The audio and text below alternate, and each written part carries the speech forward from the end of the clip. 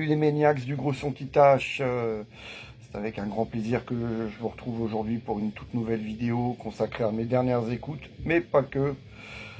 Pour nous accompagner, les extraits du premier album de Terrorizer sur E-Rake en 1989, World Downfall, chef-d'œuvre de Grind Death ou de Death Grind, c'est selon, c'est vous qui choisissez, hein, les Maniacs.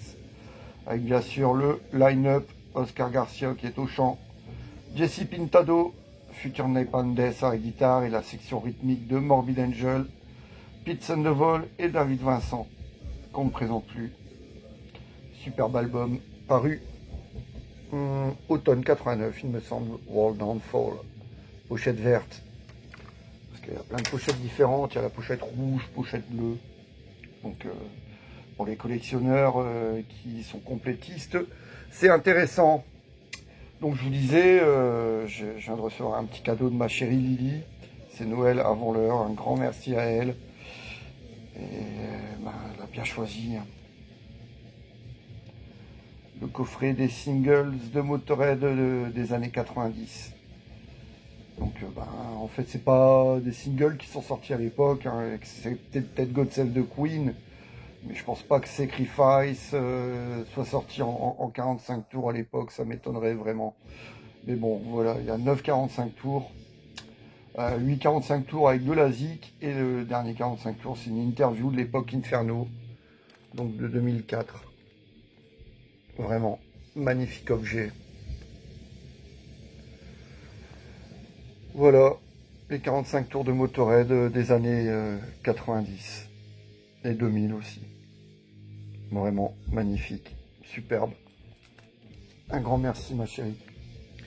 Et enfin, j'ai reçu également ceci, la réédition du Tibi et Tigni, l'album de Vader paru à l'été 2014, printemps-été 2014, et réédité chez Nuclear Blast en vinyle jaune transparent même.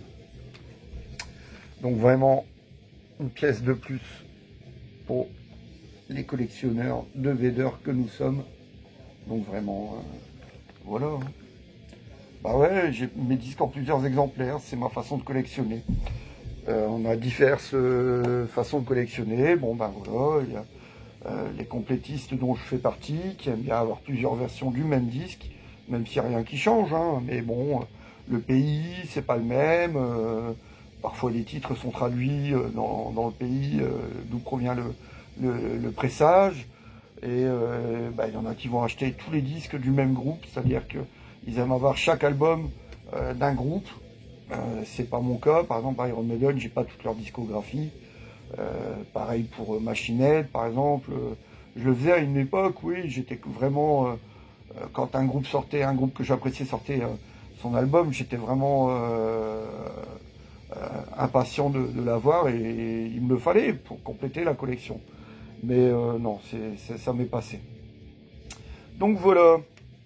Par contre, Vader, non, ça, je continue, quoi. Motörhead aussi. Voilà, mes dernières écoutes, les Maniacs, un petit peu de black, avec un des représentants les plus dignes du genre, John Notveit et son Dissection, l'album The Somber Lane, de 1993, qui se voit réédité en 2022, il me semble, de manière non officielle. J'ai chopé ça chez High Roller, mais apparemment c'est pas officiel. Donc voilà, un magnifique double vinyle noir. Ça a été réédité sur le label Black Lodge. Ouais, Black Lodge. Voilà pour Dissection. Oh bah tiens, je me suis fait également une petite compile de Motörhead. Les compiles de Motörhead non officielles ou non validées par le groupe sont légion. Celle-ci, elle est de 1993, je pense. Et c'est un peu n'importe quoi, les compilations Motörhead. Il y a une face, c'est quasiment que des titres qu'on retrouve sur Iron Fist. Ouais. Ça les dérange pas, hein, ceux qui décident de valider telle compilation, ils font vraiment pas attention au track listing. Ils auraient pu faire mieux, mais bon, pour la collecte, encore une fois. Il y a même une compilation, je crois que c'est également chez Castle Communication, de Raven, où on retrouve le même titre sur 2 phases différentes.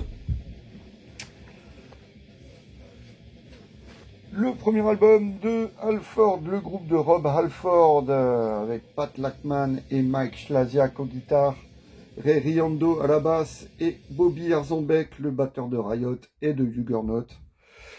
Pour cet album paru en 2000 et produit par Roy Z, le producteur de Bruce Dickinson, qui effectue là un duo d'ailleurs avec Rob Halford sur le morceau The One You Love to Hate. Heavy metal on ne peut plus classique, aucune prise de risque. Rob Halford fait ce qu'il fait de mieux, ce qu'il sait faire de mieux, le heavy metal le plus pur. Et donc bien sûr cet album est vraiment bien, même si il respire pas l'originalité. Hein. Vu cette année-là en concert à l'Élysée-Montmartre avec le groupe Shadow Keep, c'était un pur concert de métal, un pur moment de communion. Et bien sûr le live Insurrection sorti l'année suivante et le témoignage de cette première tournée européenne de Halford, le groupe, en 2000. Back to 85, premier et unique album de Voodoo Child sur le label incontournable de l'époque en ce qui concerne le art français, Devil's Records, et donc l'album Adrénaline. Un album qui a vraiment morflé d'un point de vue son. Et donc l'écoute est purement nostalgique. Je veux dire par là que des morceaux comme Lucifer, Cité ou Je ne veux pas devenir vieux, je les entendais à la radio à l'époque, donc du coup, ouais. Le côté nostalgique l'emporte en fait. Je pense pas que j'apprécierais ce disque si je ne l'avais pas découvert en cette année 85.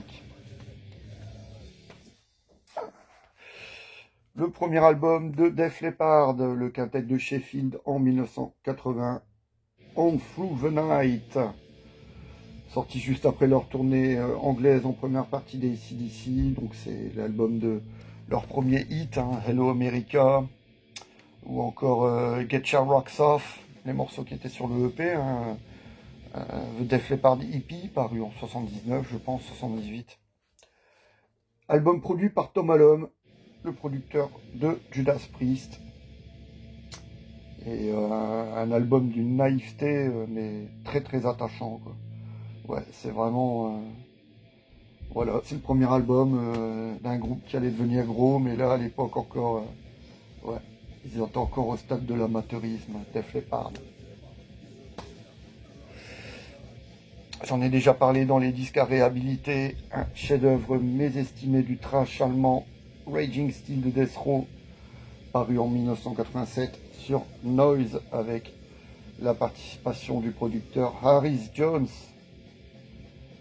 Superbe album de thrash allemand qui mériterait davantage de reconnaissance. Et enfin, je me suis fait un petit boot de Metallica enregistré le 31 octobre, soit le soir d'Halloween, chez eux à Frisco, au Keystone de Palo Alto, le 31 octobre 83, donc c'est la tournée Ride the Lightning, pardon. Kill 'Em All, mais le groupe joue des ébauches de morceaux qu'on retrouve sur Ride the Lightning. Les morceaux sont quasiment finis. Il y a quelques arrangements qu'on retrouvera plus tard sur la version vinyle. Mais c'est très intéressant de retrouver ces morceaux qui sont encore à l'état de démo. Donc When Hell Freezes Over, qu'on connaît bien sûr sous le nom de The Call of Toulouse. Ride the Lightning ou encore Fight Fire with Fire, donc autant de morceaux qu'on retrouvera plus tard. Les trois premières faces sont enregistrées en 83, la dernière sur la fameuse date du Lyceum, très connue des bootleggers, pour la tournée Ride the Lightning, donc en décembre 84. Bon son pour ce concert de 83, on entend bien chaque instrument. Et on sent déjà les limites de Lars Ulrich à la batterie. Mais c'est un bootleg très intéressant. Du coup, je me suis fait le premier album qu'on ne présente plus. Hit the Lights, donc premier morceau que j'ai entendu de Metallica, je pense, hein, mais je savais pas, j'étais trop petit. Je me demandais c'est quoi ces trucs de dingue, et j'ai dû attendre 2-3 ans pour savoir que c'était vraiment eux, quoi. Bon, vous êtes d'accord, les Maniacs, il n'y a quasiment rien acheté sur ce disque, sauf Seek and Destroy, qu'on a peut-être trop entendu, quoi. C'est leur premier gros classique, Seek and Destroy, et voilà, quoi. Morceau mi-tempo, qui fait 6 minutes 50, il y a des longueurs quand même, malgré le plan emprunté à Saxon sur les solos. Mais c'est toujours un régal d'entendre No Remorse, Metal Militia, The Four Horsemen, qui est peut-être mon morceau préféré de Metallica, The Four Horsemen, même si on sait que bien sûr, qui a coécrit ce morceau, Kill 'Em All. Ok les Maniacs, je vous laisse pour cette fois-ci. Je vous dis à très vite. Merci pour suivre ma chaîne Bruno Iron Alford. N'hésitez pas à laisser vos commentaires. N'hésitez pas à liker la vidéo, liker ma page. Et puis bah, les commentaires, ouais, bien sûr, j'y réponds. Donc voilà, c'est cool. En tout cas, je salue tous les auditeurs qui me suivent. Et prenez soin de vous surtout. Soyez heureux. À très vite.